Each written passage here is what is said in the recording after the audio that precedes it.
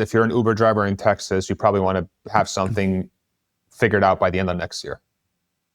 I mean, if you're working for Uber and you're not investing in Tesla stock, I don't know what you're doing. Like, how Uber are you drivers not, probably can't afford to invest in Tesla stock. they can't afford not to.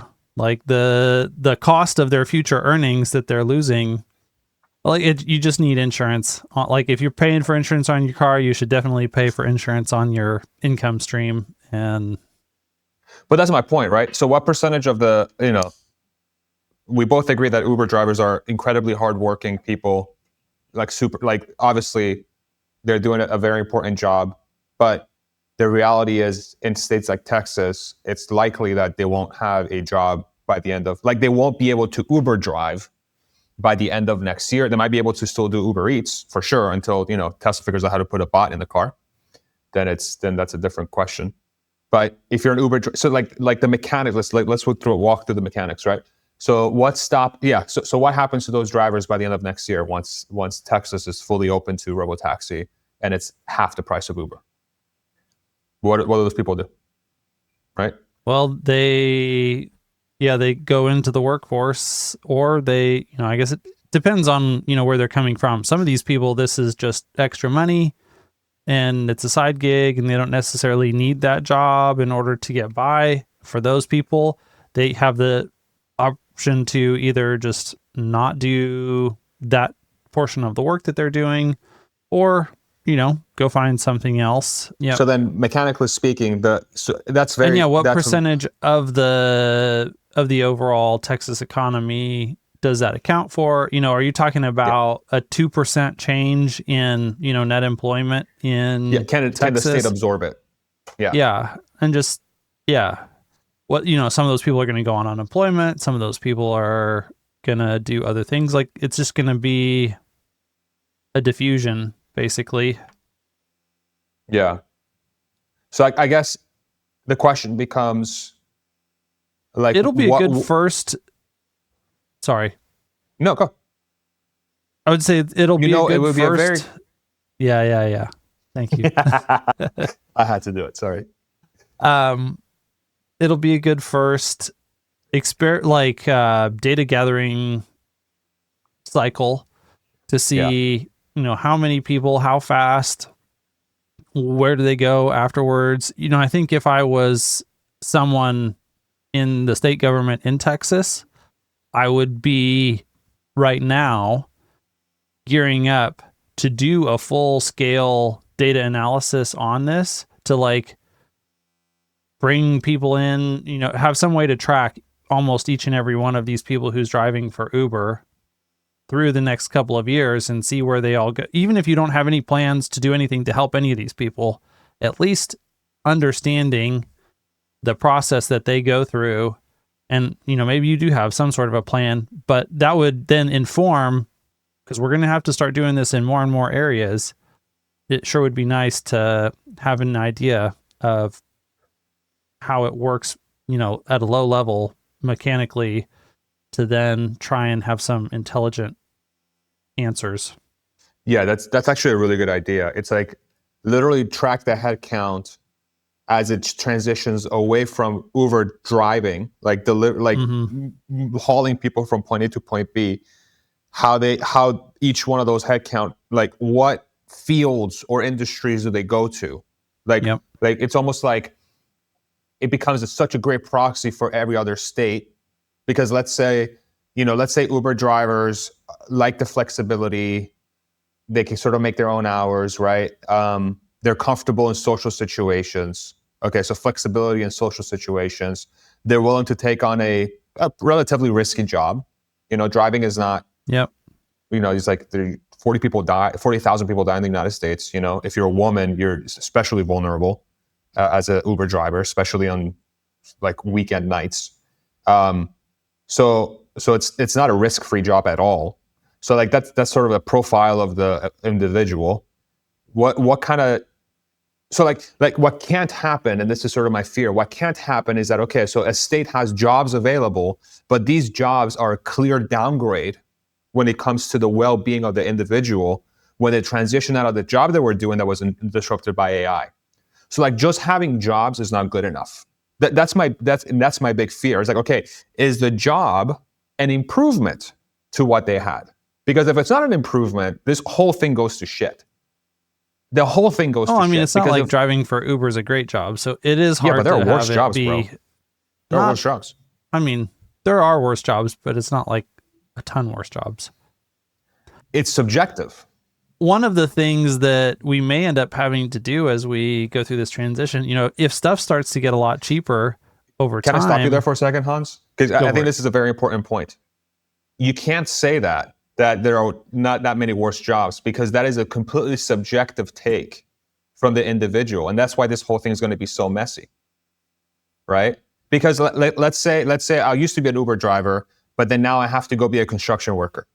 But the construction worker, I get paid a little bit more, but then I just hate doing physical work. I hate picking up stuff and putting it down. Mm-hmm. I hate getting dirty. I hate getting dust on my face every day, right? I hate the job in general. That person is going to feel a lot worse off than being a driver, because they're giving up a lot of the comforts and a lot of the things that they liked about that job to work that job. Well, it's a good thing construction's not the only new job that's available. Okay, so go. Yeah. They need a new, sit on their butt job. They go work for the government. I'm telling you, Hans, this is the problem. I'm telling you right now, like this is the problem. It's like it is a very subjective thing to transition from one job to another and feel like the economy is taking care of you. I mean, just look at the whole college debt situation. The economy isn't made to take care of you. Sorry? The economy isn't made to take care of you. You are projecting your personal feelings onto what is reality. No, I'm telling you what is reality in reference to your subjective feelings. Autism. No, but this is the problem. So okay, so how else do you describe the general feeling of like our generation and younger, especially, that graduated college with a bunch of debt, and now they all feel like they have to vote for communists in New York? That's a perfect encapsulation of what happens in that environment, because they were promised something, or they felt like they had a situation that was going to work out, and then it didn't work out, and now they're pissed off. The same exact thing is going to happen to the Uber driver scenario if they don't have a new path that is subjectively better, not just objectively. It has to be subjectively better. They have to feel like they have a better path in front of them. I'm just telling you, there's just tossing them aside. A whole job market that's full of all types of different jobs. Each person, the types of subjective jobs that they view as better is going to be different. But the job market overall, there's all kinds of jobs for all kinds of different people. And so it's not like we have pretty much record low unemployment. So that is true for whatever 94 or 5 some odd % of job seekers today in America. Record low unemployment, where we have record highs of people having to work multiple jobs because the jobs they work don't pay enough. It ain't going to end pretty. It's kind of where I'm getting at. I don't have confidence that this is going to end well. Sorry, I shouldn't say end well. I don't have confidence that the next 10 years are going to be a net positive. I think the next 10 years are going to get ugly. I think that's likely. Yeah. I would agree with that. Yeah. More than likely. It's not for certain, but definitely going to be pretty high risk. So. The net impact, right? I mean, there are going to be winners. There's going to be huge winners. Like Tesla shareholders, not financial advice. I think they're going to be. It's going to be good. It's going to be very good. But you have to be in a privileged position to be able to do that in the first place. Like you have to buy into UBI of sorts. In this current model, you have to buy into UBI because Tesla's dividends are going to be so nuts from the bot and the robotaxi and their AI thing that those profits are going to be a direct result of profitability from their AI systems, and anybody who's a Tesla shareholder is going to be able to benefit from those dividends long term. But those that are disrupted by that AI, what do they get? They probably get a worse job until the new economy spools up. How long is that going to take? Yeah, it'll definitely take a while. But the thing is that gap, those people that need something to do, So here's my spicy take. I think we're actually Ooh. going to have to lower the minimum wage, not raise it. Yo. As Thank productivity you for proving my point. in services and goods and services explodes, you may actually be richer in real terms on a lower minimum wage than you are today. So like, your $5 may get you like a sit down restaurant meal in a not too distant future. So walk through that. So your hypothesis is, even though real wages will go down, there's going to be massive deflation on the things that people care about. That's your argument?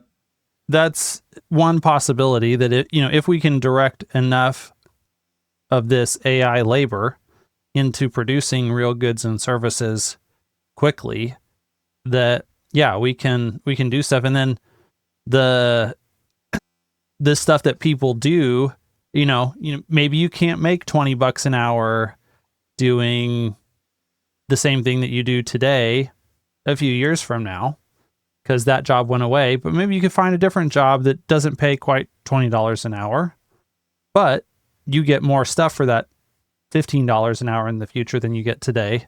Like, you're still better off overall in that future.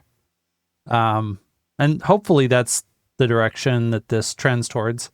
And I think it'll be, especially if that job that you can do for $15 an hour in the future aligns more with what you like to do than whatever you have to do today for the 20. And I think that's definitely going to trend in that direction, that there's going to be more opportunities to do more of the things that people like to do and get obsessed with in the future. So I definitely agree with that long term. I think the biggest hurdle there is the individual convincing themselves. Convincing themselves that a smaller bank account is actually good for them. Think about that framing. Well, I just don't think people pay close enough attention. That's my hopeful thing on this. Like, people don't realize today that they, that they're spending most people don't even realize that they're spending twice as much today on groceries as they were just a few years ago. Because their bank accounts have gotten bigger relative to where they used to be. That's why. Yeah, or their wages went up or whatever. Yeah. That's what but not as much as, yes. And so if you change these things over time, people can all of a sudden be like, wow, it seems like I have more money left over at the end of the month to get the same things. I want to say this very bluntly, and I hope nobody takes offense to this. Okay? The autism world that we're going towards is not going to be absorbed well by most people.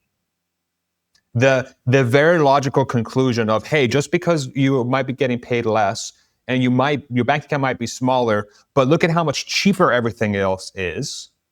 I don't think that's going to be absorbed well, because people are going to be like, yeah, but my bank account is smaller.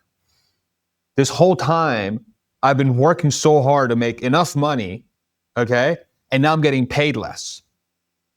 I'm telling you, bro, that's the hurdle. So like, UBI can't come in the form of, like, this is like, people will go like, well, this is some World Economic Forum type shit. Like, you'll own nothing and you'll be happy. You'll get paid less, but you'll be happier. Good luck fixing that. Good luck selling that frame. You get paid less, but you'll own more, and you'll be happier. Yeah. So like, the real question becomes here is like, how wrong are we? Like, versus the actual, and this is where the comments would be super helpful. So if you're all watching this in the audience, let us know what you think in the comment section here. Like, this is the hard thing about the singularity, is that, your ability to predict what happens in the future basically goes to zero, because there are so many different things that are all interacting at the same time, making it more complicated. Because, at the same time you think about, well, things could get cheaper. Yeah, well, then there's also governments that are printing lots of money and inflating the currency back up. So maybe it is the same. Maybe it's more. I guess because Uncle Sam. I guess the question becomes is like, what percentage of the population is their happiness and being content and feeling like they live in a stable society? How much of that is derived from how much money they have and how much money they make? Okay. And of those that do feel that way, that their size of the bank account and how much they get paid is directly correlated to how happy they are about the civilization they live in, is that a big enough percentage where it causes a threshold, where it crosses a threshold where that society collapses because those people revolt? I'm going to take this transcript and put it in Grok so it can tell me what it thinks after we're done. Yeah, it is. I mean, that is the risk. That's why Elon is scared. That's why he's going to Mars. Yep. Should have got it here Hey, before. I mean, maybe the fact that we're not having any kids makes, there's going to be less humans to fight over the stuff.